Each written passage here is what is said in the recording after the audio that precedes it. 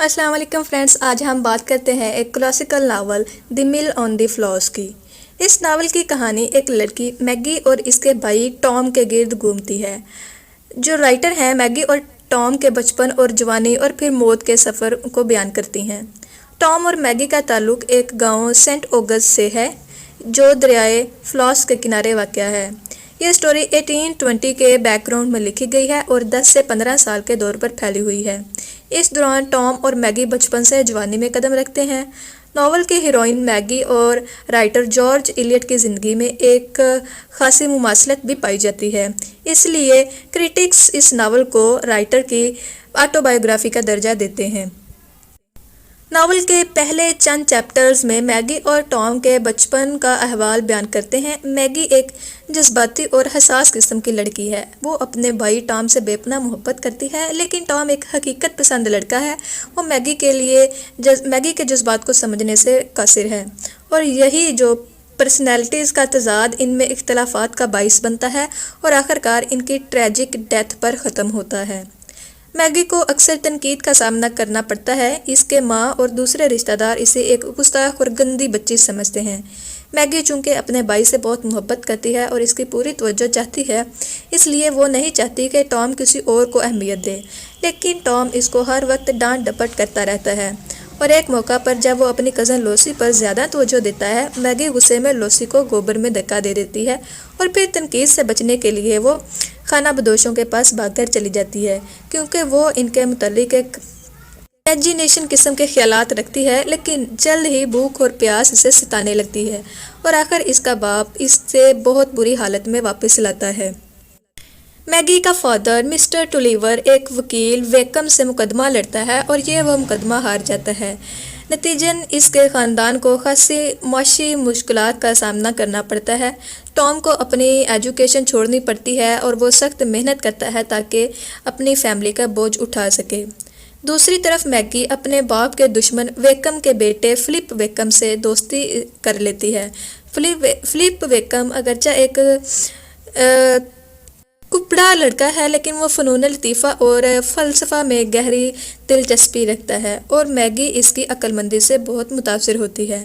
Tom को जब इस ताल्लुक़ का पता चलता है, वो मैगी को फिलिप वेकम से मिलने से मना कर देता है और मैगी अपनी ख्वाहिशात को खिंचलते हुए इसकी बात को मान लेती है।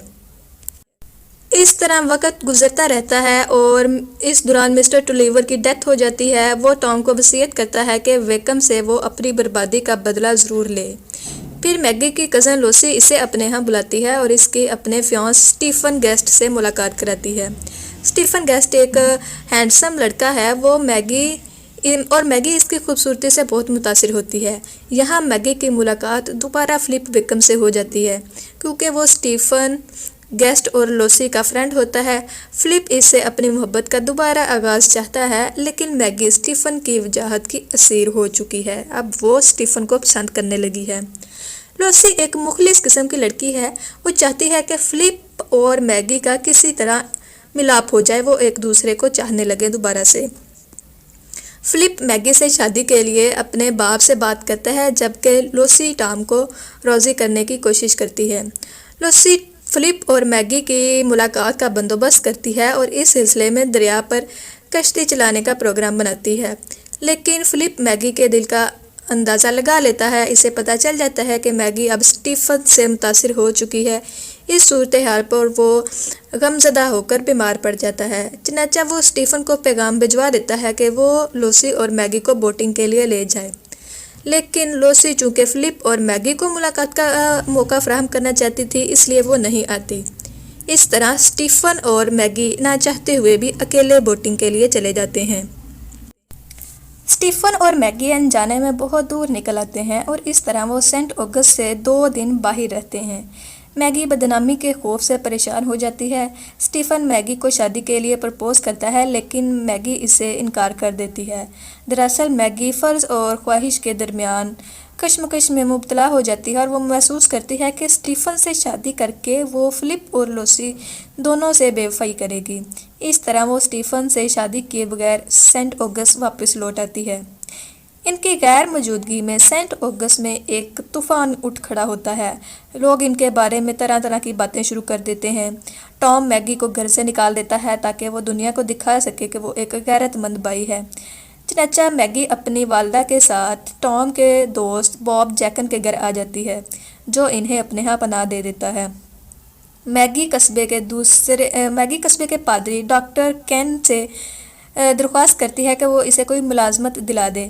ڈاکٹر کین کی بیوی کی ریسنٹلی ڈیتھ ہوئی تھی، اس لیے وہ اپنے بچوں کی آیا کے طور پر اسے رکھ لیتا ہے، لیکن لوگ اس پر بھی اعتراض کرتے ہیں اور مجبوراً ڈاکٹر کین اسے نوکری سے نکال دیتا ہے۔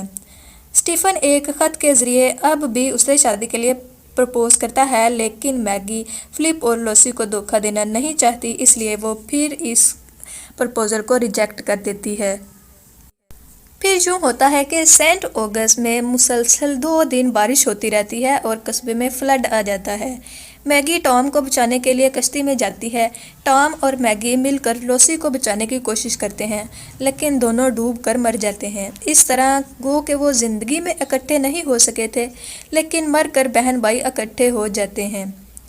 اس طرح اس ناول میں جو رائٹر ہیں جارج ایلیٹ، وہ حالات کے جبر اور انسانوں کے ان سے ٹکراؤ کا ڈرامہ بڑی خوبصورتی سے بیان کرتی ہیں۔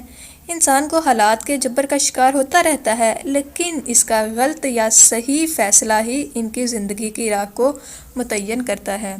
فرینڈز، یہ تھی دی میل آن دی فلاس کی سمری۔ آئی ہوپ آپ کو یہ ویڈیو پسند آئی ہوگی۔